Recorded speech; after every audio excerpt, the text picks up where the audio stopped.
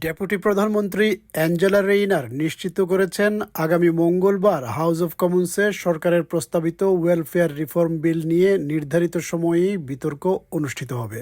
যদিও লেবার দলের ভেতর থেকেই এই বিলের ব্যাপক বিরোধিতা দেখা দিয়েছে।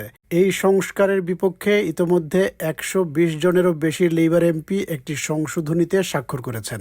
সংশোধনী প্রস্তাবের লক্ষ্য হল প্রতিবন্ধী ও অসুস্থ ব্যক্তিদের পার্সোনাল ইন্ডিপেন্ডেন্স পেইমেন্টের মতো কিছু বেনিফিটের বিধিনিষেধ কঠোর করার পরিকল্পনাকে আটকে দেয়া। সরকারের হিসাব অনুযায়ী এই পরিবর্তনের মাধ্যমে 2030 সালের মধ্যে প্রতি বছর 5 বিলিয়ন পাউন্ড সাশ্রয় করা যাবে। কিন্তু সরকারের নিজস্ব ইম্প্যাক্ট অ্যাসেসমেন্ট বলছে এই সংস্কার মানুষকে আরও বেশি দারিদ্র্যে ঠেলে দিতে পারে, যার মধ্যে রয়েছে 50,000 শিশু। প্রধানমন্ত্রী কিয়ার স্টারমার বর্তমানে বিদেশে ন্যাটো শীর্ষ সম্মেলনে থাকলেও দেশের রাজনীতিতে এই ইস্যু এখন আলোচনার কেন্দ্রে।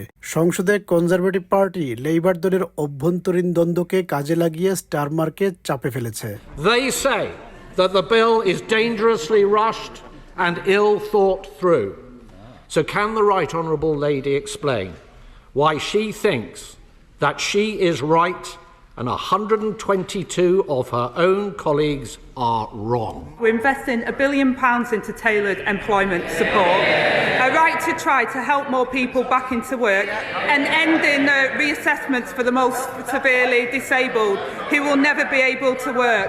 Mr. Speaker, we won't walk away and stand by and abandon millions of people trapped in the failing system, left behind by him and his colleagues. রাজনৈতিক মহলে এমন আলোচনা চাউর হয়েছে, শেষ পর্যন্ত এসে বিলটি উত্থাপন করা থেকে বিরত থাকবেন প্রধানমন্ত্রী কিয়ার স্টারমার। কিন্তু ডেপুটি প্রধানমন্ত্রী অ্যাঞ্জেলা রেইনার বুধবার পার্লামেন্টে স্পষ্টভাবে ঘোষণা করেন এই বিল মঙ্গলবার সংসদে উঠবেই। What I can tell him, and I don't need a script, we will go ahead on Tuesday. Labour দলের অনেক এমপি জনমতের কারণে এই বিলের বিরোধিতা করলেও তারা এটিকে দলের ভেতরে বিদ্রোহ বলতে নারাজ। This isn't a rebellion, this is about us asking the government in terms of pausing and looking at the reform. How is it not a rebellion?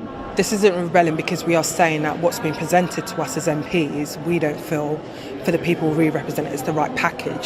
So It sounds like you're a rebel though, Florence Shalomi. Not at all. All of us who have signed that amendment want the government to listen. NATO সম্মেলনে সাংবাদিকেরা কিয়ার স্টারমারকে প্রশ্ন করেন, welfare reform বিল উত্থাপনের সিদ্ধান্ত কি প্রমাণ করে তিনি নিজের দলের আবেগ মতামত বুঝতে পারেন না? Why have you so spectacularly failed to read the mood among your MPs over this issue? Is it because, as your critics suggest, you don't have the political nous and judgment required for the top job? I'm comfortable with reading the room and delivering the change the country needs. Is it tough going? Are there plenty of people and noises off? Yes, of course. There always are, there always have been, there always will be. But the important thing is to focus on the change that we want to bring about. রাজনৈতিক বিশ্লেষকরা বলছেন স্টারমারের জন্য এটা শুধু একটা বিলের issue নয়, বরং দলের অভ্যন্তরীণ স্থিতিশীলতা ও নেতৃত্বে আস্থা নিয়েও বড় প্রশ্ন। সম্প্রতি উইন্টার ফিউল পেমেন্ট নিয়ে ইউটার্ন এবং ন্যাশনাল গ্রুমিং ইনকোয়ারি নিয়েও সরকারের সিদ্ধান্ত পাল্টানো নিয়ে লেবার এমপিরা হতাশ। তারা মনে করছেন সরকার যদি বারবার সিদ্ধান্ত বদলায় তাহলে তারা জনগণের কাছে কি ব্যাখ্যা দেবেন।